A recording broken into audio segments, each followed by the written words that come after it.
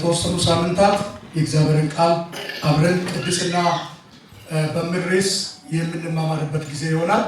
የእግዚአብሔር ቃል ስለ ቅድስና ምን ይላል እና ምን ይናገራል የሚለው የጌታን ቃል አብረን እንማራለን። ከመጽሐፍ ቅዱስ አንድ ስፍራ አንብቤ ወይም ሁለት ስፍራ አንብቤ ከብሉይ ኪዳን አንድ ከአዲስ ኪዳን አንድ እና ስለ ቅድስና የሚናገረውን መነሻ ፖይንት የሚሆን ጥቅስ አነብና ከዛ አጭር ጊዜ ጸልየን የእግዚአብሔርን ቃል እንማማራለን በተረጋጋ መንፈስ። ክብር ለጌታ ይሁን። ዘሌዋውያን ምዕራፍ 20 ከቁጥር 26 ላይ እንደዚህ ይላል፣ እኔ እግዚአብሔር ምንድን ነኝ ይላል? ቅዱስ ነኝና ለእኔ ትሆኑ ዘንድ ከአሕዛብ ለይቻቸዋለሁና ቅዱሳን ትሆኑልኛላችሁ። ክብር ለጌታ ይሁን። አንደኛ ጴጥሮስ 1:15-16 እንደዚህ ይላል፣ ዳሩ ግን እኔ ቅዱስ ነኝና ቅዱሳን ሁኑ ተብሎ ስለተጻፈ የጠራችሁ ቅዱሳን እንደሆነ እናንተም ደግሞ በኑሯችሁ ሁሉ ቅዱሳን ሁኑ።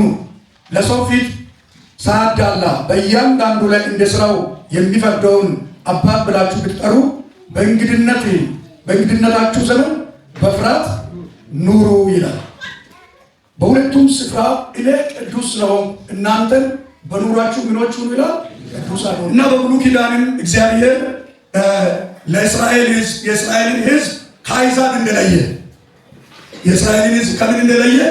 ከአሕዛብ እንደለየ እናንተን ለይቻቸዋለሁ ብሎ እግዚአብሔር እኔ ቅዱስ እንደሆንኩ እኔ ቅዱስ አምላክ ነው እናንተን የለየኋችሁ የቀደስኳችሁ የኔ እንድትሆኑ ያደረኳችሁ እኔ ነኝ ብሎ ዘሌዋውያን ላይ ቅድም ያነበብንበት 26 ላይ እኔ እግዚአብሔር ቅዱስ ነኝና ለኔ ትሆኑ ዘንድ ከአሕዛብ ምን አድርጋቸዋለሁ አለ?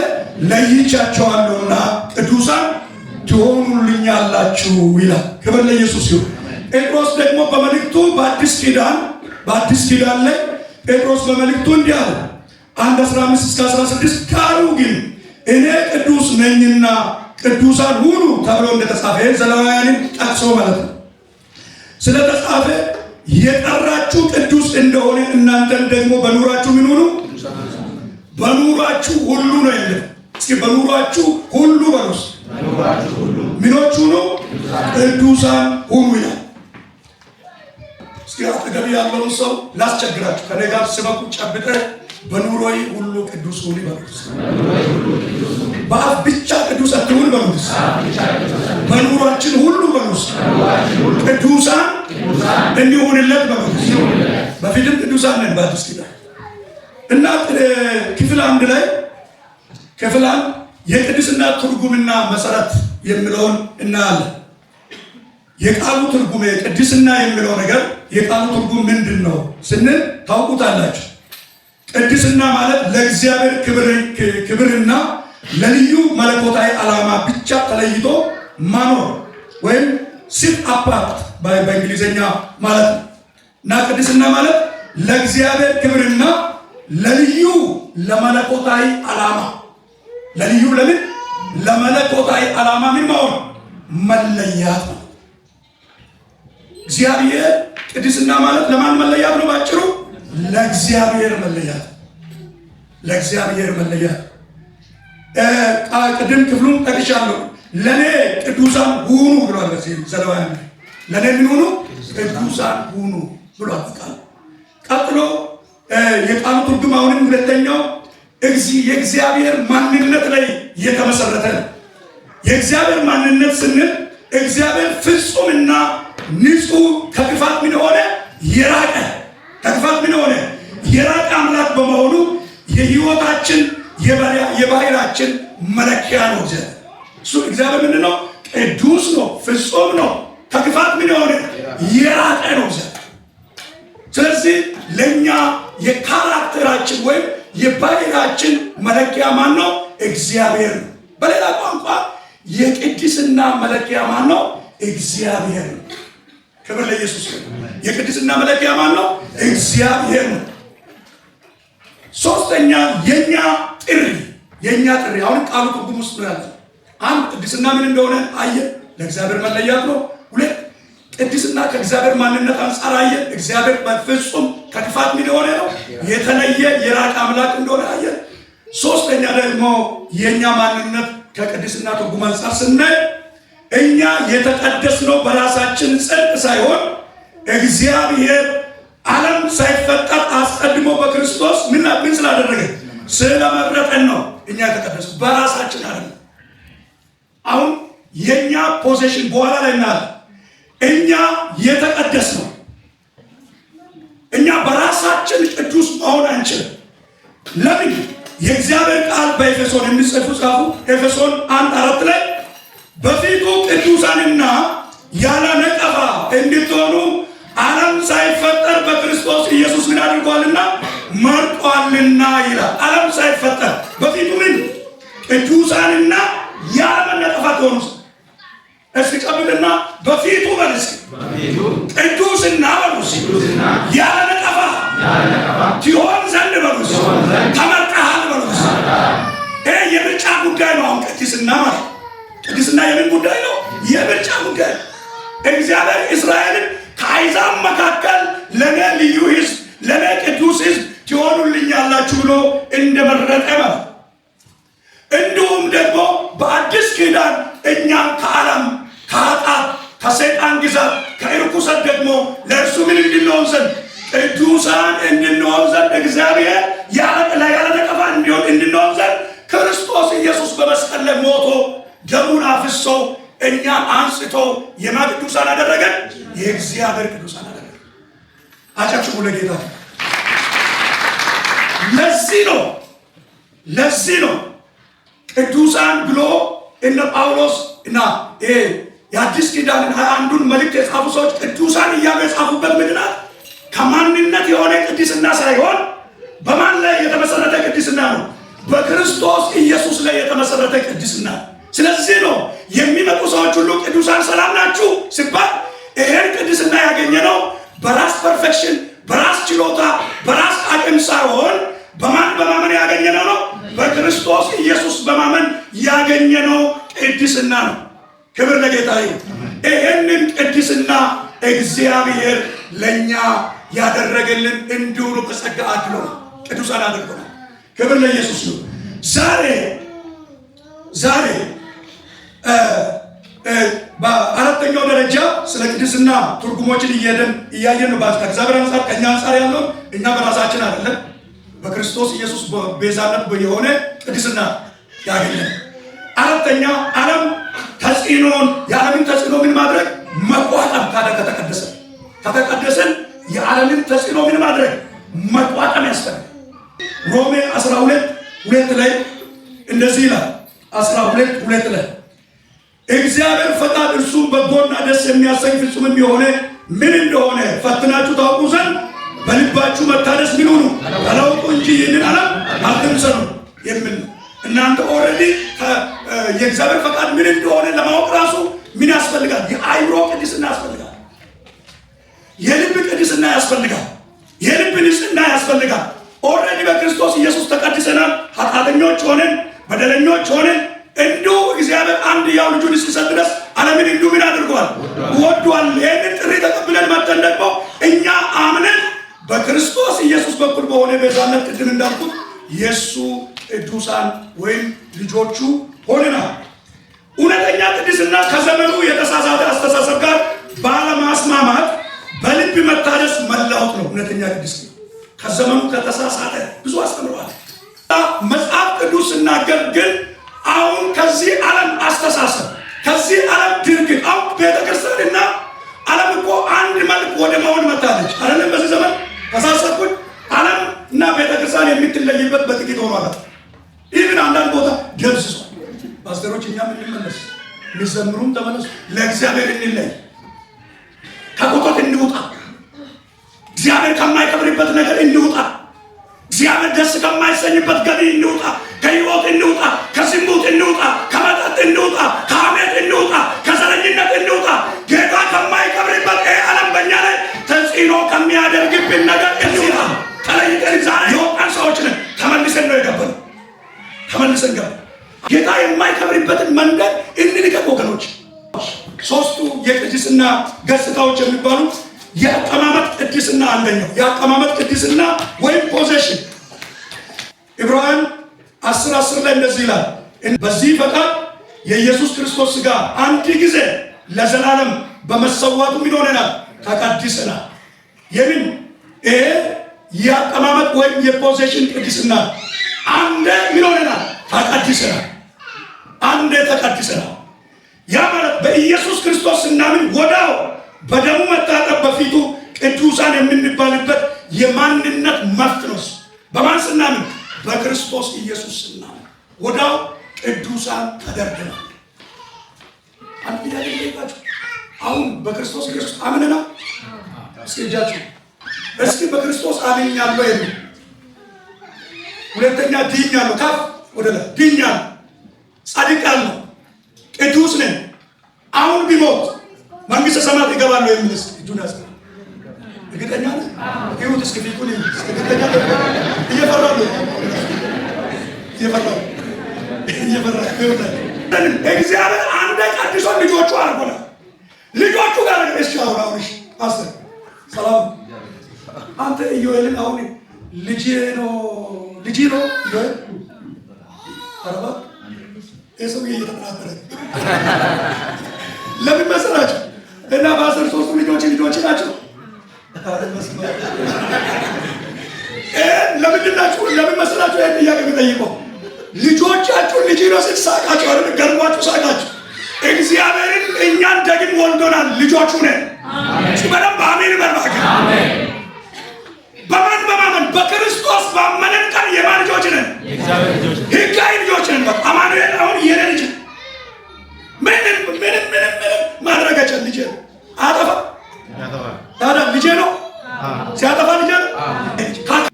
ስህተቱስ ድንቆሽ የመጣበት ስህተቱስ አላደገም። እስኪ አላደገም በሉስ። ባይምሮም ነው። አሁን እሺ አሁን ተገኘው ተነስተ ወደ ቶሌ ገብተ እንዱት ይመጣል ሰው ሳቃቸው። ለምንድን ነው አድጓል። ዛሬ በኢየሱስ ስም ተለወጡ። አሜን። እስኪ በደንብ አሜን በሉስ። አሜን። ልጄ ምንም ቢቆሽ ምንም ጥፋት ቢያጠፋ ልጅነት ይሻላል ወይ? አይሻልም። ግን ልጄ እያደገ በመጣ ቁጥር ምን አደርገዋል? በትክክል እንዲለብስ አደርጋለሁ። ጳውሎስ ምን አለ? እኔ ልጅ ሳለሁ እንደ ልጅ ምን አደርግ ነበር አለ? አስብ ነበረ። እንደ ልጅ ምን አደርግ ነበረ? እናገር ነበረ። እንደ ልጅ ምን አደርግ ነበረ? ይቆጥር ነበር። ሶስት ነገር ብሎ እናገር ነበረ፣ አስብ ነበረ፣ ይቆጥር ነበረ። ስንት የእግዚአብሔር ልጅ ፖዚሽኑን ያላወቀ እግዚአብሔር ያስቀመጠበት ቅድስና ቦታ ያላወቀ በአጉል ሕይወት የሚመላለስ ስንት ሰው አለ። ጫብጥና ወደ አድሮ ተመለስ በሉት። ራስን አሻሽል በሉት። አንተ ቅዱስ ነህ በሉት። ወደ ጭቃ ስፍራ አትሂድ በሉት። ወደ ኃጢአት መንደር አትሂድ በሉት። ወደ ርኩሰት መንደር አትሂድ በሉት። ተለይ ለእግዚአብሔር በሉት። አስተሳሰብ እየተቀየረ ነው በሉት። ንግግር እየተቀየረ ነው በሉት። አቆጣጠር እየተቀየረ ነው በሉት። ገና ልጅነት ላይ ያለ አቆጣጠር አላደገም። ያደገ ክርስቲያን ፍሌክሲብል ነው። ቶሎ ብሎ ነው ይቅረብ። ቶሎ ብሎ ነው በሰው ላይ ቂም አይዝም፣ አያኮርፍም። ቢያኮርፍ እንኳን ባለፈው በዚህ ተናድጄ ነበር ሶሪ ብሎ ይመለሳል። ያ የኛ ፖዚሽናችን እንዳይበላሽ ነው። እግዚአብሔር ያስቀመጠበት ቦታ አለ በክርስቶስ ኢየሱስ።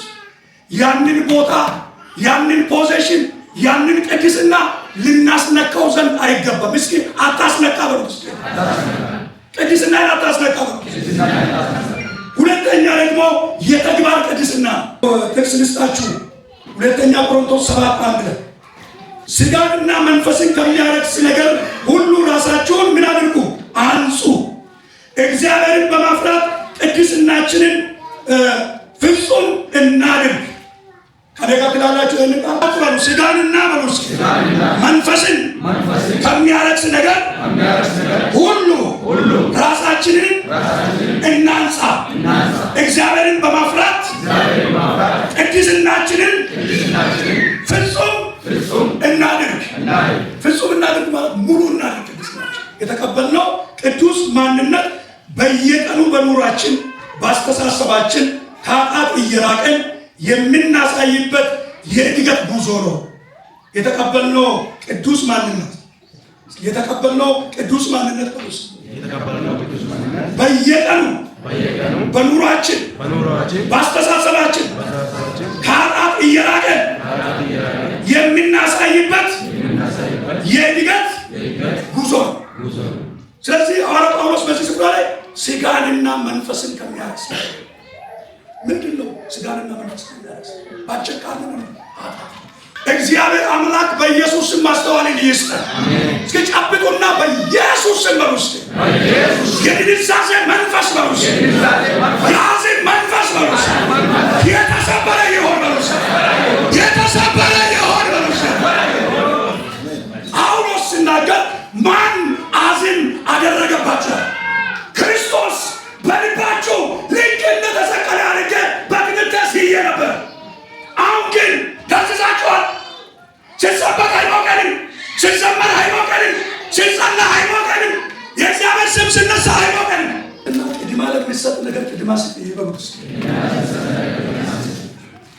ቅድማ ለሚደረግ ነገር ቅድማ ለሚሰጥ ነገር ቅድማ ማስጣት ያስፈልጋል።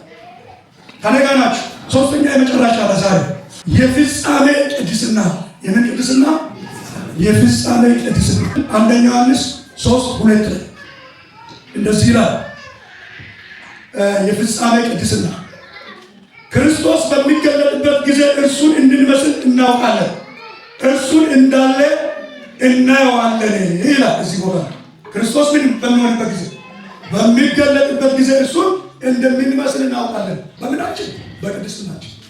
ጳውሎስ እኮ በምድር ላይ ያለ እኔ ክርስቶስን እንደሚመስል እናንተ ማንን ይሰሩ አለ። እስኪ ማንም ጀግና ከዚህ መካከል ቆሞ እኔ ክርስቶስን ይመስላለሁ እናንተ እኔ የሚሰሩ የሚል ሰው እዚህ መካከል አለ? ይህ ስለዚህ ቅድስና መጀመሪያ ላይ ያቀማመጥ ቅድስና አለ። ያ በክርስቶስ ኢየሱስ ያገኘነው ቅድስና ተቀደሰ። ቀጥሎ ደግሞ የተግባር ቅድስና በኑሯችን ሁሉ ቅዱሳን መሆን እንደፍጻሜ ቅድስና። ክርስቶስ ሲመጣ ከክርስቶስ ጋር ስንሆን ፍጹም ቅዱሳን ሆነን ማንን እንመስላለን? ክርስቶስ ኢየሱስን ወደኛው ነው። ኦሬዲ ተቀድሰና የተግባር ቅድስና በየዕለቱ ያስፈልጋል። አሜን። በማጸጋ በክርስቶስ ኢየሱስ ጸጋ በየዕለቱ የተግባር ቅድስና አስፈላጊ። የንግግር ቅድስና፣ የአስተሳሰብ ቅድስና፣ የድርጊት ቅድስና። ሶሻል ላይፍ ከሰዎች ጋር ስንኖር እነኚህ ቅድስና የሚባሉ ነገሮች በጣም አስፈላጊ ናቸው። ምን በምን ርዕስ ነው ዛሬ የተማርነው? እስኪ ጮክ በሉ። አሁንም ድገሙ ጮክ ብላችሁ። ቅድስና ማለት ምን ማለት ነው? ለእግዚአብሔር ምን መሆን? መለያት ማለት ነው። ባችሁ ለማን መለያት? ለእግዚአብሔር መለያት እንደሆነ አይተን፣ እግዚአብሔር ፍጹም እንደሆነ ከክፋት ራቀ እንደሆነ አይተን፣ እኛ ደግሞ በክርስቶስ በማመን ደግሞ ቅዱሳን ሆነን ለእግዚአብሔር እንደተለየ አይተን፣ ቀጥሎ ደግሞ የቅድስና ሶስቱ ገጽታዎችን አይተን፣ ሳምንት ደግሞ እግዚአብሔር ብልና ቢፈቅድ ደግሞ የሚቀጥለውን እናያለን።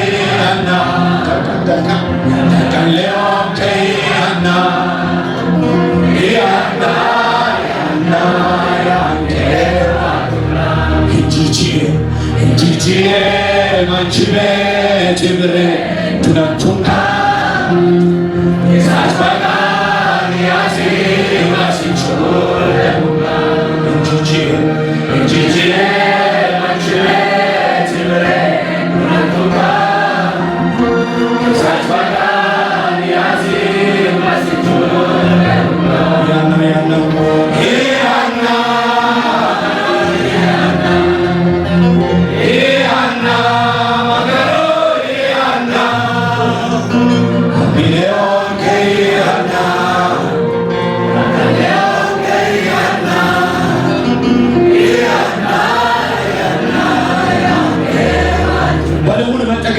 ሁሉም በሚችል አምላክ ጥላ ውስጥ ያድራል። እግዚአብሔር መታመኛዬ ነው እለዋለሁ። አምላኬን መሸሸጊያዬ ነው፣ በእርሱ እታመናለሁ። እርሱ ከአዳኝ ወጥመድ ከሚያስደነግጥ ነገር ያድንሃል።